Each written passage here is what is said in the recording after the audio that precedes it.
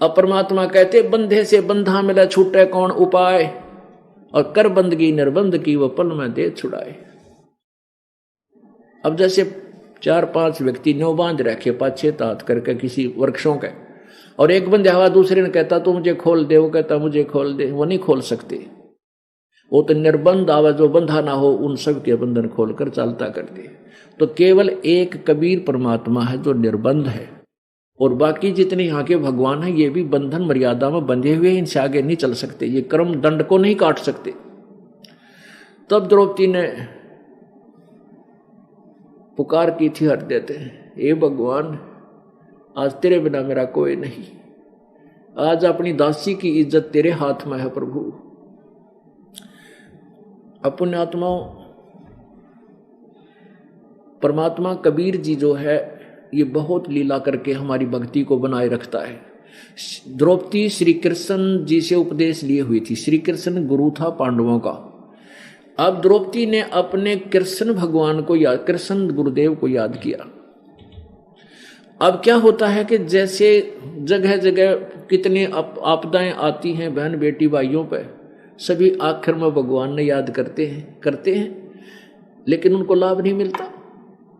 अब ये लाभ कैसे मिला द्रौपदी को कि द्रौपदी ने पहले वो पुण्य कर रखा था, और जब तक मन बोल रहा है, मन चाहे तो परमेश्वर नहीं सुनता, क्योंकि मन काल का दूत है।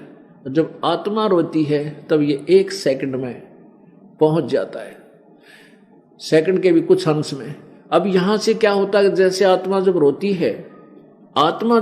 है, पुकार करती है प्रभु की, तो यहां की इसकी पुकार रिफ्लेक्ट होकर के धर्मराज के दरबार में जाती है, न्यायाधीश के, वहां उसके दरबार में जाती है, उसकी वो फिलोपी, वो सीडी खुल जाती है पुनोवाड़ी, और धर्मराज देखता है कि इस आत्मा के ऊपर आपत्ति है, इसका कोई पुण्य है जिससे मैं इसकी मदद कर सकूं। तो उसमें क्या देखा कि द्रौपदी एक महापुरुष अंधे को और निस्वार्थ भाव से दान कर रही है, और कपड़ा दान किया। और इस संत को दिया हुआ दान तो इतना दिया जा सकता है कि कितना कर दें उतना भी कम है। अपनात्मा वो कहते हैं कर सोशल छिद्र मैं करूं अपने जन के काज, वो परमेश्वर स्वयं आए हुए थे, उनको दिया हुआ दान तो धर्मराज के दरबार में ढेर लिखा हुआ था, उसका इतना प्रतिफल बन गया। तो उसी समय वहां से क्या हुआ कि वहां जहां हमारे यहां से आत्मा की पुकार धर्मराज के दरबार में गई, वहां से रिफ्लेक्ट होकर के वो जिस पर वो गुरु रूप में आश्रित होती है वहां पहुंचती है, और वहां से फिर परमात्मा ही उसका रूप बना करके कबीर देव और आके मदद करता है। अब ये एक विधान बना रखा परमात्मा ने, उस विधान को भी वही अपने को सारे को निभाता हुआ हमारी मदद करता है। अब वहां श्री कृष्ण जी अपने घर में अपनी पत्नी रुक्मणी के साथ शतरंज खेल रहा था। तुम ना खेलियो, कदे ने सोचो भगवान खेला करता तुम भी खेलने लग जाओ, नहीं, वो तो अलग काम था उनका। एक उदाहरण दिया जा रहा है कि वो शतरंज खेल रहा था अपनी पत्नी के साथ, और शतरंज में ऐसे डालते हैं, कोई कदे कच्चे 18 बोले जाते हैं, कदे 9 बोले जाते हैं। तो ज्यों ही उसने पास से हाथ से ऐसे पास से ऐसे फेंके, अंदर से परमात्मा की प्रेरणा एकदम हाथ आकड़ गया, जैसे भूत आ जाया करें ऐसे, और ऐसे करके कृष्ण जी बोला अनंत अनंत अनंत। अब रुक्मणी कर पकड़ा मुस्काई, अनंत कहा वो को समझाई कि ये अनंत अनंत क्यों के कर रहे हो तुम, मुझे बताओ, आपने पास से डाले हैं, इसका बोल कच्चे 12 हैं पक्के 18 हैं क्योंकि ये बोल। तो कृष्ण जी के कह रहा है कि दुशासन ने द्रौपदी पकड़ी और हमरी भक्ति सकल में सकरी, जय हमरी भक्त बिछोड़ी होई, हमरा नाम न लेवे कोई।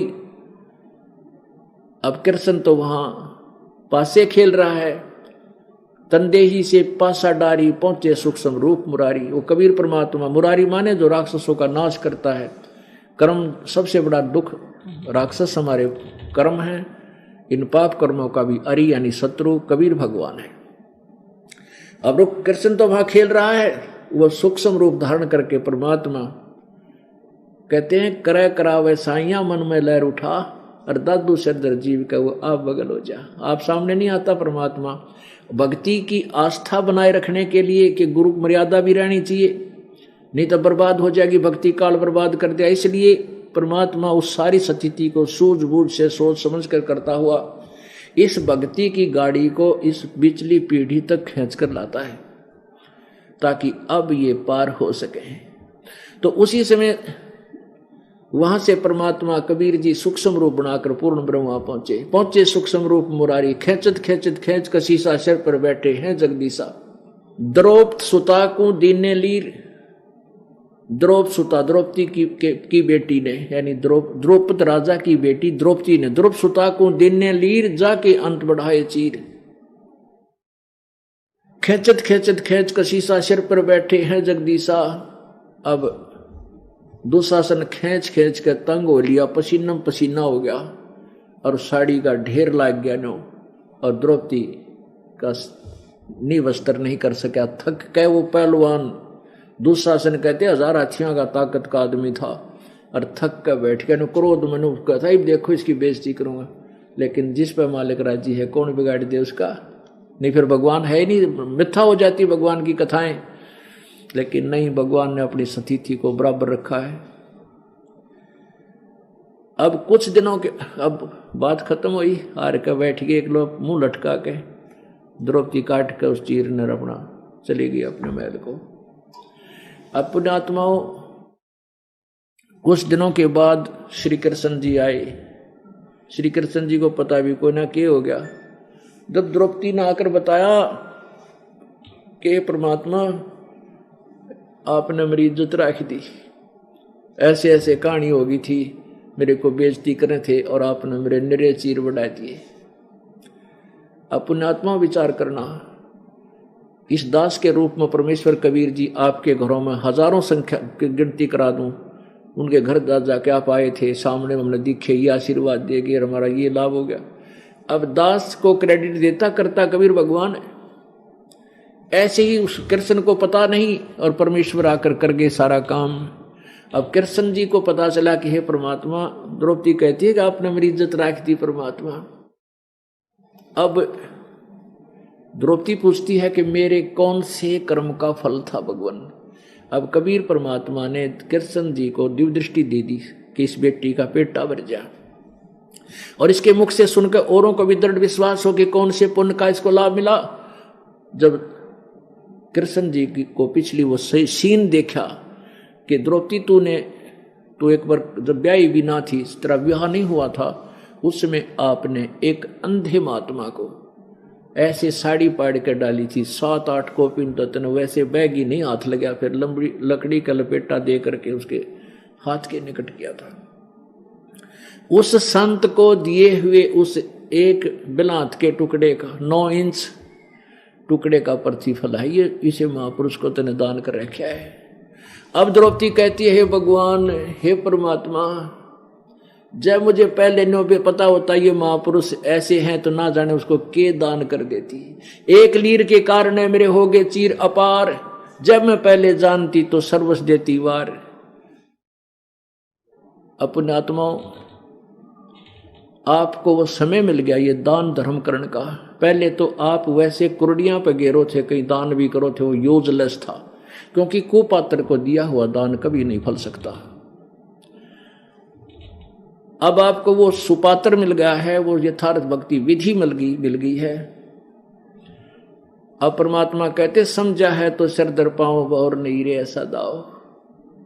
अब जब आपके समझ में आ गया कि ऐसा संत नहीं, ऐसा मार्ग नहीं, ऐसा भगवान नहीं, और फिर बार बार ये मनुष्य जीवन नहीं, और अब भी आप भक्ति नहीं करोगे, ये साधना नहीं कर पाओगे, हाथ से नहीं छोड़ पाओगे, तो फिर बहुत पछताओगे। समझा है तो सिर धर पाओ, जब तेरे समझ में आ गई पीछा छुटवाना इस काल तय, सिर पर पांव रखना, बहुत तेज दौड़ना, यानी इस भक्ति मार्ग में दान धर्म भक्ति समन अपना नित्य कर्म में इतनी स्पीड तो चल पड़ जैसे सिर पर पांव धर के पता नहीं सांस का के मेरा कै दिन का है। नहीं भरोसा देही का ये बिन सजावे पल माही, श्वास उसास सुमन करो और यतन कछु नाही। तो परमात्मा कहते हैं समझा है तो सिर दर पाऊं।